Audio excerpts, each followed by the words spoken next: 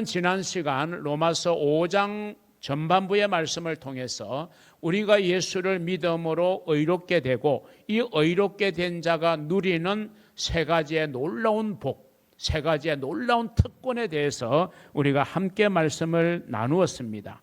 그 복이 참으로 귀하고 큰 건데 과연 우리가 예수를 믿는다고 하는 그거 하나 때문에 그렇게 큰 복을 누리는 것이 과연 합당하냐라는 질문을 할 수가 있는데 그 질문에 대한 정확한 대답이 오늘 우리가 생각해 보고자 하는 본문이 바로 그 내용이라고 말씀드릴 수가 있습니다.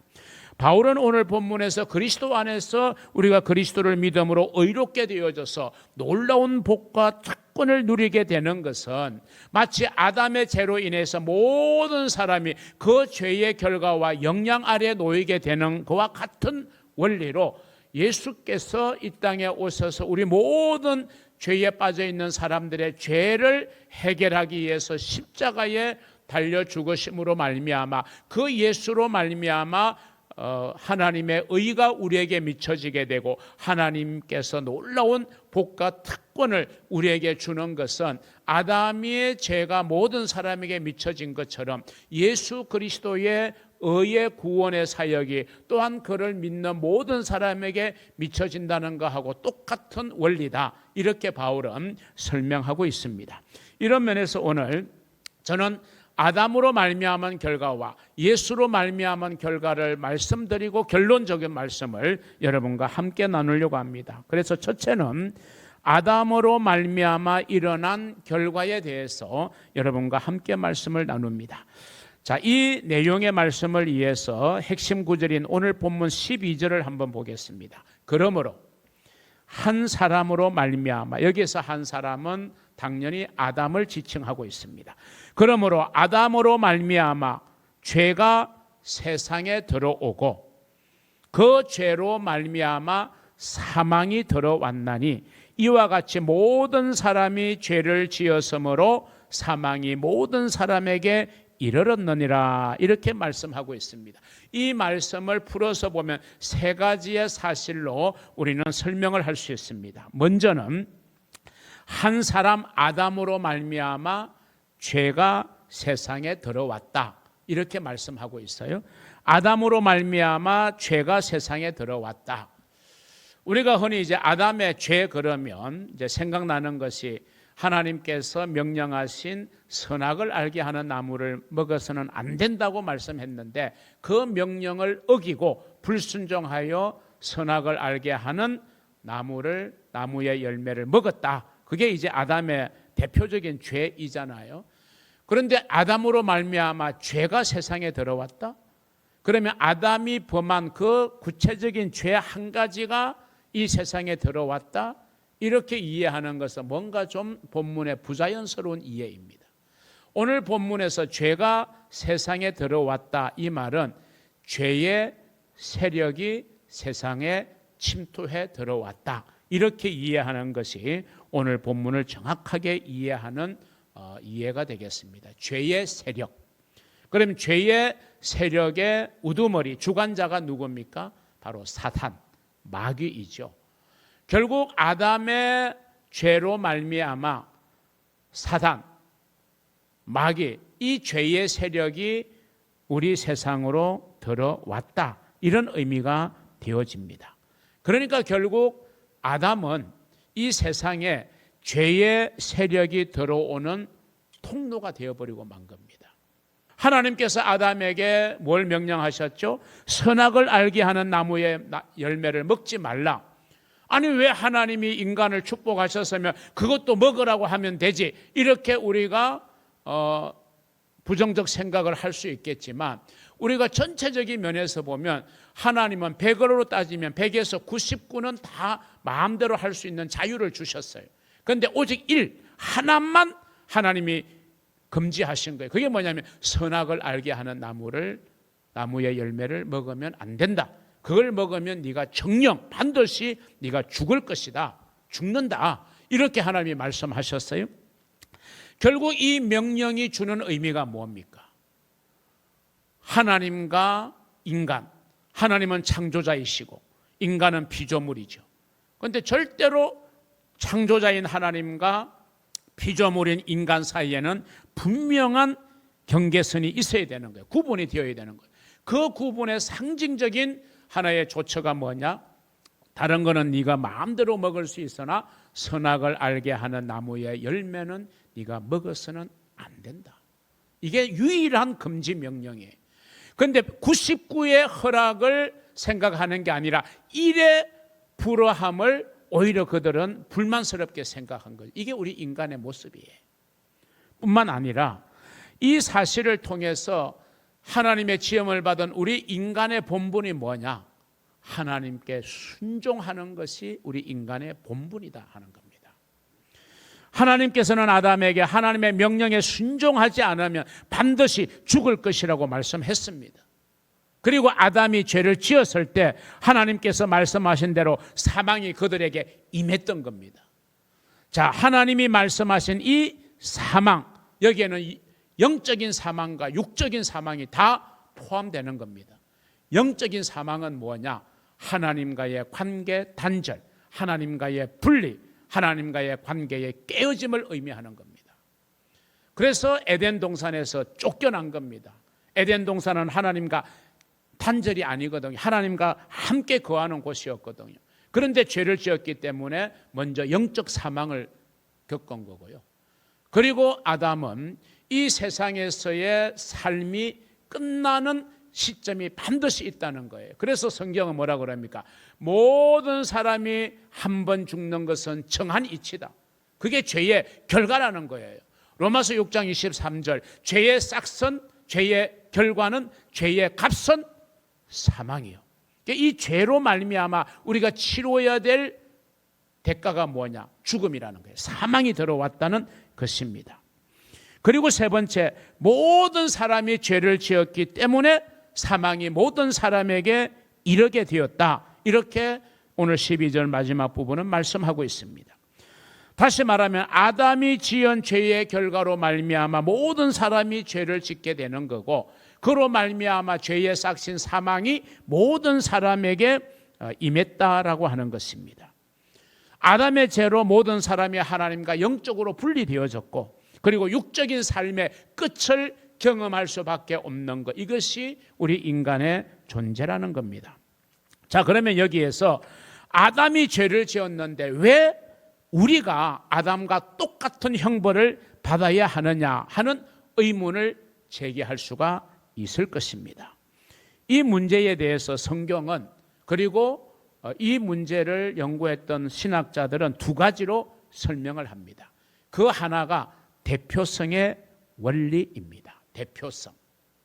여러분, 우리가 인정하든 인정하지 않든 하나님의 지음을 받은 최초의 사람인 아담은 우리 모든 인간의 대표였다는 거예요. 아담이 승리한 것은 모든 인간이 승리한 거고, 아담이 죄에 대하여 패배한 것은 모든 인간이 패배한 것이다. 우리 인간의 대표인 아담의 죄의 결과를 모든 인간이 받아들일 수밖에 없기 때문에 이것을 우리는 대표성의 원리라고 말하는 겁니다. 여러분, 이렇게 이해하시면 조금 이해가 될 겁니다. 2002년 월드컵 4강 신화를 기억하실 겁니다. 그때 한국의 분위기는요, 그냥 전국이 떠들썩했습니다. 사람이 모일 수 있는 곳, 뭐 식당, 어디 말할 것도 없이 많은 사람들이 우리 국가대표를 상징하는 붉은 티셔츠를 입고 얼마나 응원했습니까? 아니, 우리 국가대표가 4강에 들었다고 여러분이 무슨 이익을 보셨어요? 그런데 그분은 우리를 대표해서 경기에 나간 거고, 그분들이 승리했지만 우리가 승리한 것처럼 기뻐하고 즐거워한 거죠. 왜? 그게 대표성의 원리인 거예요. 하나님은 아담을 우리 모든 인간의 대표자로 세우신 겁니다. 이건 하나님의 권한이죠.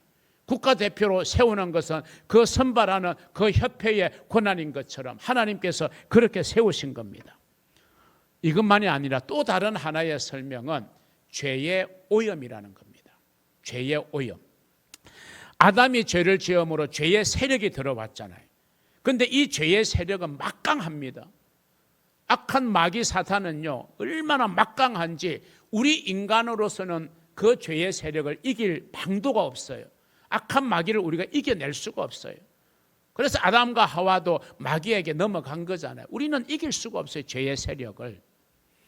그런데 그 죄의 세력이 이 세상에 들어와서 세상을 죄로 가득하게 만드는 거예요. 그래서 여러분, 우리 아이들을 보면요, 죄를 가르쳐 주는 부모는 아무도 없어요. 그런데 아이들은 죄를 지어요. 이거는 우리가 그만큼 사람들이, 이 세상이 죄에 오염되어 있다는 거예요.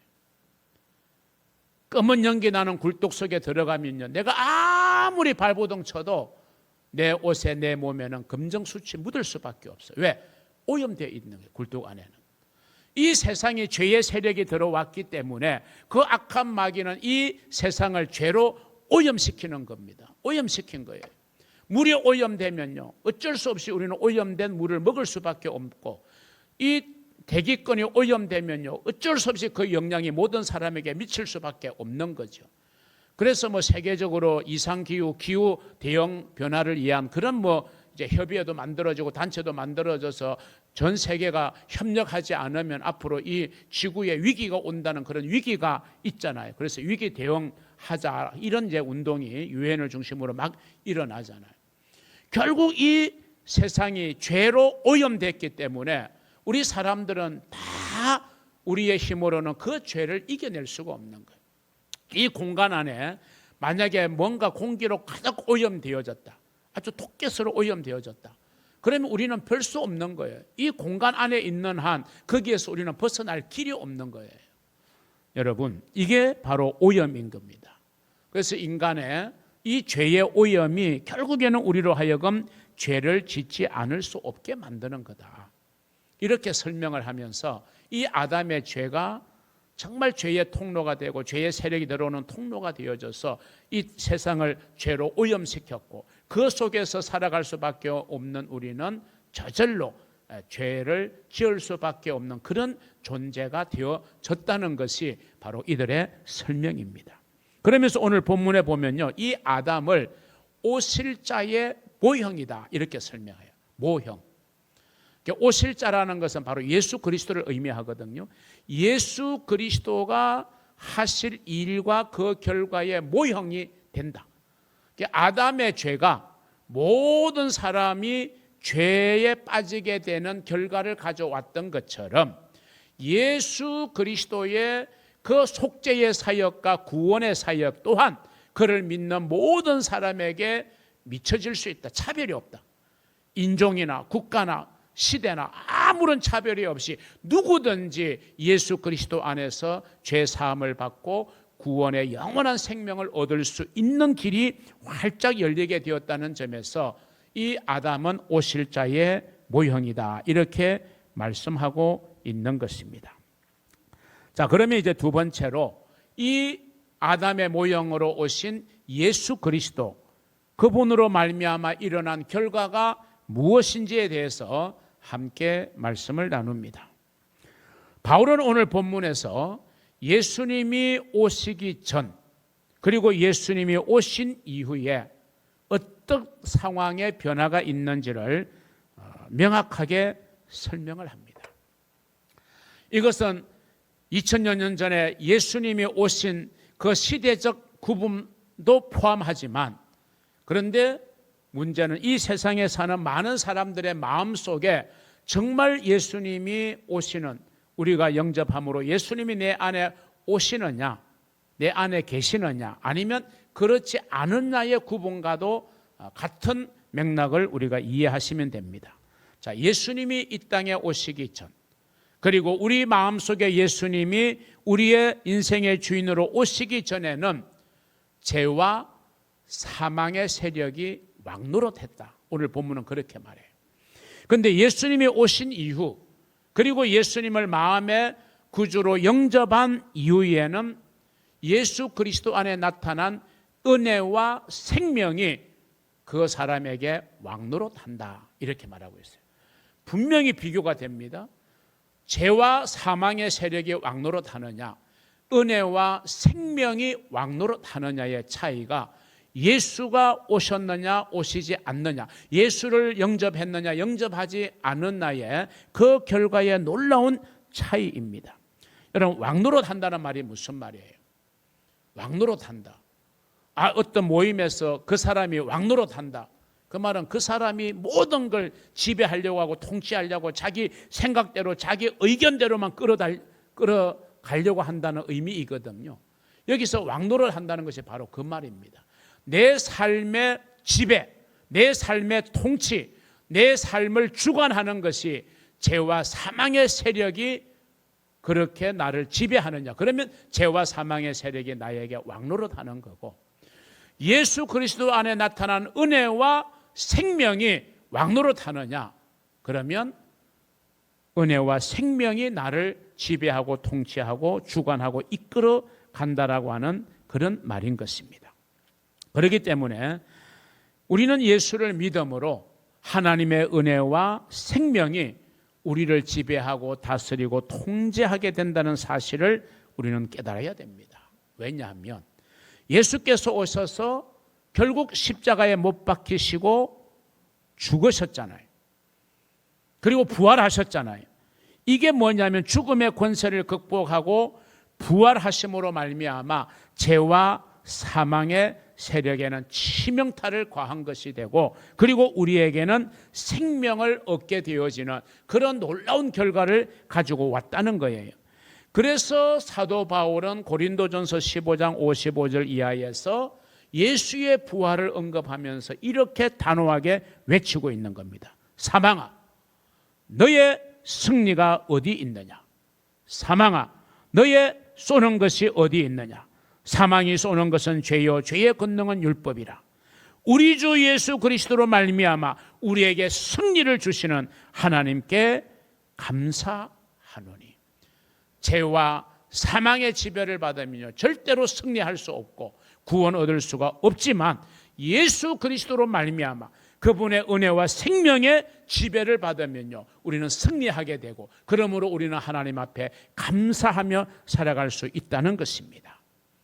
자, 이 두 가지의 아담과 예수로 말미암은 결과를 놓고 이제 마지막 세 번째 결론적인 말씀을 드립니다.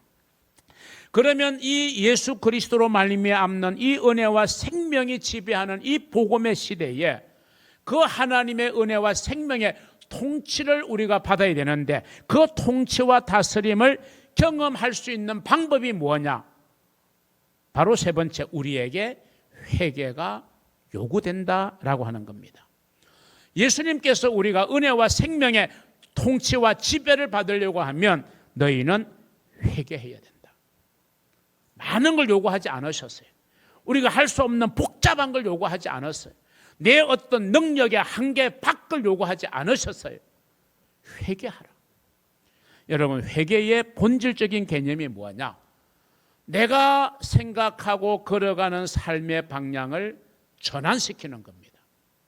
쉽게 말하면 내가 걸어가고자 하는 목적지가 동쪽 방향인데 나는 지금 서쪽 방향이나 남쪽이나 북쪽 방향으로 걸어가고 있다면 이거는 잘못된 길을 가는 거잖아요. 그러면 깨닫고 다시금 동쪽으로 방향을 전환해야 목적지를 가게 되는 거거든요. 바로 회개는 잘못된 삶의 방향을 전환하는 것, 이게 주님이 원하시는 회개입니다. 다시 말하면 오늘 이 본문의 내용과 견줘서 말하면 죄와 사망의 세력이 지배하는 대로 끌려가는 네 삶의 방향은 잘못된 거다.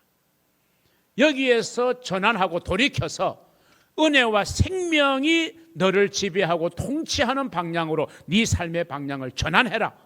이게 회개하라는 의미인 것입니다. 또 다른 표현으로 말하면 죄와 사망의 세력이 나를 지배하면요 내 인생의 주인이 자기 자신이 됩니다. 조금 더 심하면 마귀가 내 인생의 주인이 되어 내 의지대로 살지 못하는 귀신 들린 사람들도 있잖아요.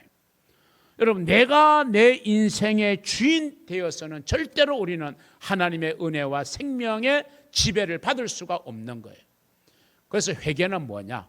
내가 내 자신의 주인 된 것을 내려놓고 내 인생의 주인은 주님이다. 주님께 양도를 해야 돼요.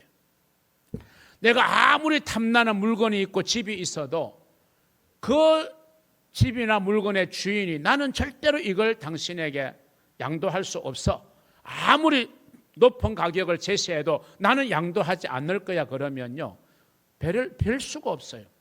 그 집이나 물건은 내 소유가 안 되는 거예요. 그러나 내가 주인이 원하는 정당한 대가를 지불하고 그래서 양도를 받아서 등기를 완료하면 그 집은 내 소유가 되는 것입니다. 마찬가지로 내가 내 인생의 주인됨을 내려놓고 그 인생의 주인됨을 주님께 양도해 드려야 돼요. 그래서 이제부터는 주님이 내 안에 자정하셔서 내 삶의 주인입니다. 이렇게 내 삶의 방향을 결정하고 그렇게 행동하고 그래서 내 삶의 방향을 전환하는 것, 이것이 주님이 원하시는 회개의 모습이에요. 구체적으로 우리가 범하는 거짓말, 사기치는 거, 이런 걸 회개하라는 게 아니라 이거는 이제 나중에 문제고, 우리가 정말 생명과 은혜의 통치를 받기 위한 진정한 회개는 내가 내 인생의 주인 되면서 방향을 전환해서 주님이 내 인생의 주인 되도록 하는 것, 이게 주님이 원하시는 회개고, 이 회개가 진정 이루어져야 내 안에 은혜와 생명의 통치가 이루어지는 줄로 믿으시기를 바랍니다. 오늘 본문에서 비교되고 있는 아담과 예수님의 궁극적인 차이가 무엇일까요? 아담은 한마디로 불순종입니다, 하나님의 말씀에. 그런데 예수님은 자신을 보내신 하나님의 뜻에 철저히 순종했어요. 그 순종의 길이 아무리 고달프고 아무리 고통스럽고 십자가에 달리는 아픔, 찢기는 아픔이 있을지라도 하나님의 말씀이기 때문에, 하나님의 뜻이기 때문에 그게 순종했던 겁니다.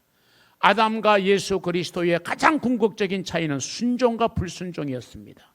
아담의 불순종으로 모든 사람이 죽음을 경험하고 예수님의 순종으로 모든 사람이 생명을 얻게 되어지는 것입니다. 이런 면에서요, 순종은 하나님을 하나님으로 인정하는, 그리고 하나님 앞에 정말 하나님이 내 인생의 주인임을 고백하는 정말 중요한 것이 우리가 하나님 앞에 순종하는 거예요. 선악을 알게 하는 나무의 열매를 먹지 말라는 이 하나님의 말씀, 그 한 말씀에 순종하지 못하고 불순종함으로 여러분 비극의 인생이 되어진 거 아닙니까? 그래서 이 순종을 위해서 우리는 회개하는 것이 정말 필요합니다. 복음성 가운데 이런 찬양이 있죠. 내가 주인 삼은 모든 것 내려놓고 내 주 대신 주 앞에 나가 내가 사랑했던 모든 것 내려놓고 주님만 사랑해. 주님이 아닌 다른 것이 내 인생의 주인이었다면 그 모든 것들을 내려놓고 우리는 주님을 주인으로 모시고 내가 사랑했던 모든 것 내려놓고 주님만 사랑할 수 있는 그런 저와 여러분 되기를 주님의 이름으로 축원합니다. 내가 내 인생의 주인됨을 내려놓지 않으면 우리는 하나님께 절대적으로 순종할 수 없습니다. 사랑하는 성도 여러분, 오늘 본문은 아담과 예수 그리스도를 비교함으로써 예수를 믿음으로 말미암아 우리가 왜 그렇게 놀라운 복과 특권을 누릴 수 있는지를 우리에게 잘 명확하게 설명하고 있습니다. 그 과정에서 바울은 예수가 오시기 전과 오신 후, 예수를 영접하기 전과 예수님을 영접한 이유를 비교하고 있습니다. 예수님이 오시기 전, 예수님을 영접하기 전에는 우리는 죄와 사망이 지배하는 그 지배하에 우리가 놓이게 되지만 예수가 오신 후에, 예수가 내 마음의 주인으로 오신 후에는 은혜와 생명이 지배하는 그런 삶을 저와 여러분은 살아가고 있는 것입니다. 이를 위하여 우리는 회개해야 됩니다. 그래서 예수님은 회개에 합당한 열매를 맺어라. 그렇지 않으면 그 열매는 찍혀 불에 던져지게 될 것이라고 말씀했습니다. 이런 은혜가 여러분 모두에게 임하기를 주님의 이름으로 축원합니다.